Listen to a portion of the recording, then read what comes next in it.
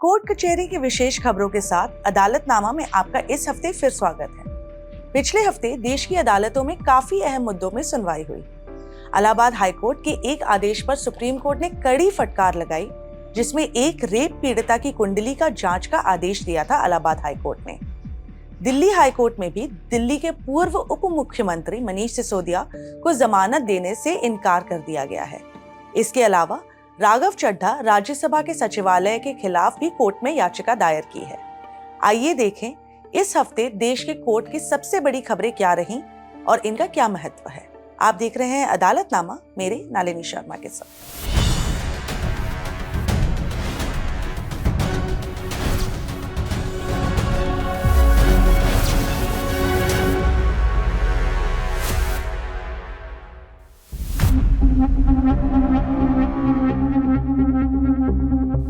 Supreme court ने Allahabad high court के एक ऑर्डर पर, जिसपे इलाहाबाद हाईकोर्ट ने एक रेप पीड़िता की कुंडली की जांच का आदेश दिया था, उस पर अब रोक लगा दी है। सुप्रीम कोर्ट ने इलाहाबाद हाईकोर्ट के इस आदेश का स्वतः संज्ञान यानी सुओ मोटो कॉग्निजेंस लेते हुए कहा कि समझ में नहीं आता कि जमानत याचिका पर सुनवाई करते समय एस्ट्रोलॉजी रिपोर्ट इलाहाबाद हाईकोर्ट ने क्यों मांगी। दरअसल ये पूरा मामला शादी का झांसा देकर एक व्यक्ति के दुष्कर्म करने से जुड़ा हुआ है। पीड़िता ने हाईकोर्ट के सामने दावा किया था कि आरोपी ने पहले उससे शादी का वादा करके सेक्सुअल रिलेशन बनाए और बाद में अपने वादे से मुकर गया। वहीं आरोपी का कहना है कि पीड़िता और उसकी शादी नहीं हो सकती क्योंकि पीड़िता मांगलिक है। पीड़िता के वकील ने कोर्ट को बोला कि वह मांगलिक नहीं है। 23 मई को इलाहाबाद हाईकोर्ट ने लखनऊ यूनिवर्सिटी के एस्ट्रोलॉजी डिपार्टमेंट को आदेश दिया था कि पीड़िता की कुंडली की जांच हो ताकि ये पता लगाया जा सके कि वो मांगलिक है या नहीं। कोर्ट ने आरोपी को भी अपनी कुंडली लखनऊ यूनिवर्सिटी के एस्ट्रोलॉजी डिपार्टमेंट में 10 दिन में जमा करने को कहा था। सुप्रीम कोर्ट को जब इस आदेश का पता चला तो आदेश पे रोक लगाते हुए जस्टिस सुधांशु दुलिया और जस्टिस पंकज मित्तल की बेंच ने सॉलिसिटर जनरल तुषार मेहता से हैरान होकर पूछा कि आपने ये देखा है। सॉलिसिटर जनरल ने बोला, हाँ मैंने इससे देखा है और ये बहुत परेशान करने वाला आदेश है। मेरा आपसे अनुरोध है कि इस आदेश पर तुरंत रोक लगाई जाए। सुप्रीम कोर्ट ने इलाहाबाद हाईकोर्ट को फटकार लगाते हुए बोला कि ऐसे आदेश की कोई जरूरत नहीं थी और इसे तुरंत वापस लिया जाए।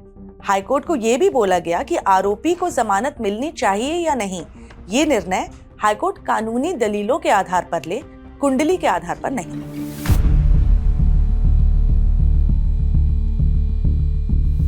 दिल्ली हाईकोर्ट ने सोमवार को दिल्ली के पूर्व उप मुख्यमंत्री और आप के वरिष्ठ नेता मनीष सिसोदिया को सीमित राहत दी।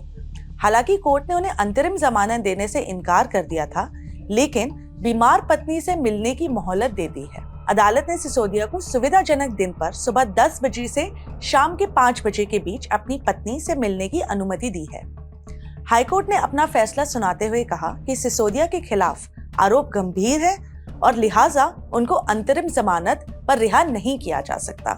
सिसोदिया पर अपनी पत्नी सीमा सिसोदिया से पुलिस की मौजूदगी में मुलाकात जरूर कर सकते हैं। प्रवर्तन निर्देशालय यानी एनफोर्समेंट डायरेक्टरेट ने पिछले हफ्ते अपनी दलील में मनीष सिसोदिया की अंतरिम जमानत के खिलाफ अर्जी दाखिल करी थी। ईडी ने कोर्ट में बताया था कि मनीष सिसोदिया की पत्नी पिछले 2 दशक से बीमारी से पीड़ित है और अगर 6 हफ्ते के लिए मनीष सिसोदिया को अंतरिम जमानत पर रिहा करा भी जाता है तो उससे बहुत ज्यादा कुछ असर नहीं पड़ेगा।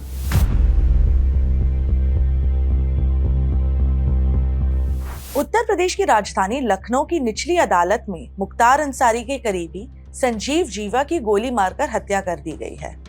कातिल वकील की ड्रेस पहनकर कोर्ट के अंदर आए और कचहरी में घुसकर वारदात को उन्होंने अंजाम दिया। इस फायरिंग में एक बच्ची और एक महिला को भी गोली लगने की बात सामने आई है। गोली लगने पर संजीव जीवा की मौत मौके पर ही हो गई थी। जीवा बीजेपी के नेता ब्रह्मदत्त द्विवेदी की हत्या के आरोप में गिरफ्तार था। इसके अलावा वो कई दूसरे मामलों में भी अभियुक्त था।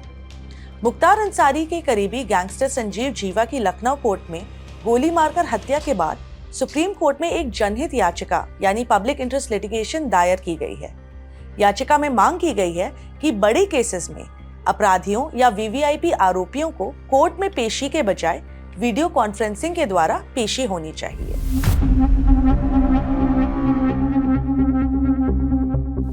आम आदमी पार्टी के पंजाब से राज्यसभा सांसद राघव चड्ढा ने अब राज्यसभा सचिवालय यानी राज्यसभा सेक्रेटेरिएट के खिलाफ पटियाला हाउस कोर्ट में नई याचिका दायर की है। सचिवालय ने राघव चड्ढा को सरकारी बंगला खाली करने का नोटिस भेजा था, जिसके खिलाफ चड्ढा अब कोर्ट पहुंचे हैं। इस मामले में गर्मी की छुट्टियों के बाद 10 जुलाई को सुनवाई होगी। राघव चड्ढा ने अपनी याचिका में बोला है कि सचिवालय का ऐसा नोटिस जारी करना गैर कानूनी है और पूरी प्रक्रिया के बिना इस तरह का नोटिस जारी नहीं किया जा सकता। दरअसल मामला ये है कि पहली बार सांसद बने जाने प्रतिनिधियों के लिए सरकारी आवास का आवंटन टाइप 5 दर्जे में होता है, इसलिए सचिवालय ने अस्थायी तौर पर आवंटित टाइप 7 का बंगला रद्द कर दिया है और उसका नोटिस राघव चड्ढा को अब जारी किया है। यही नोटिस पटियाला हाउस कोर्ट में राघव चड्ढा की अर्जी में अब चैलेंज हुआ है। दूध में मिलावट के आरोप में 42 साल पुराने मामले में गिरफ्तार 90 साल के एक शख्स ने सुप्रीम कोर्ट में राहत के लिए गुहार लगाई है। बुजुर्ग शख्स पर खाद्य अपमिश्रण निवारण अधिनियम यानी prevention of food adulteration act के तहत दोषी ठहराए जाने पर 6 महीने कैद और 2000 रुपए जुर्माने की सजा के खिलाफ सुप्रीम कोर्ट में अर्जी दाखिल हुई है। खुर्जा के रहने वाले 90 साल के वीरेंद्र कुमार को इलाहाबाद हाईकोर्ट ने लगभग 10 साल पहले दूध की मिलावट के अपराध में सजा सुनाई थी। हाईकोर्ट ने 2013 में यह फैसला दिया था। उसी फैसले के आधार पर वीरेंद्र कुमार को पिछले महीने गिरफ्तार किया गया था। हाईकोर्ट को ट्रायल कोर्ट के फैसले के मुताबिक दोष सिद्धि को बरकरार करने का फैसला देने में लगभग 26 साल लग गए थे। 7 अक्टूबर 1981 को फूड इंस्पेक्टर ने उस समय 48 साल के वीरेंद्र को मिलावटी दूध बेचते हुए पकड़ा था।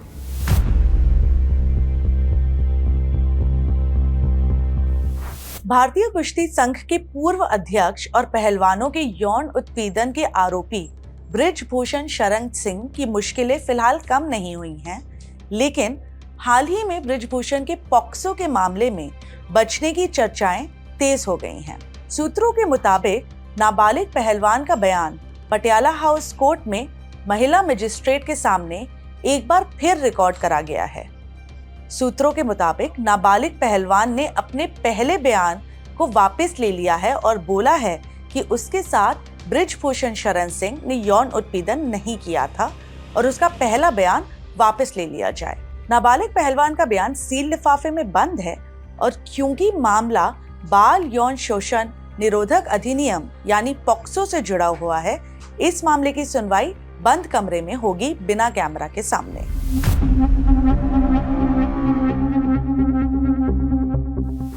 गुजरात हाईकोर्ट का एक मामला इस हफ्ते देश भर में सुर्खियों में रहा। एक 17 साल की लड़की के साथ गुजरात में रेप हुआ, जिसके बाद वो गर्भवती हो गई। 7वें महीने में लड़की ने गुजरात हाईकोर्ट का दरवाजा खटखटाया अबॉर्शन की अर्जी लेकर। गुजरात हाईकोर्ट के जज जस्टिस समीर जे दवे ने सुनवाई करते समय लड़की के वकील को बोला कि पुराने वक्त में 14-15 साल की उम्र में ही शादी होना सामान्य बात थी और 17 साल की उम्र तक बच्चा भी हो जाता था। जाके एक बार मनुस्मृति पढ़िए। जब तक लड़की के परिवार वालों को पता चला कि वह गर्भवती है, 7 महीने बीत चुके थे। इसीलिए आखिरी वक्त पर लड़की के पिता ने मेडिकल टर्मिनेशन ऑफ प्रेगनेंसी पर जोर लगाया। उनके वकील ने कोर्ट से इस मामले में जल्द से जल्द सुनवाई की भी गुहार लगाई है।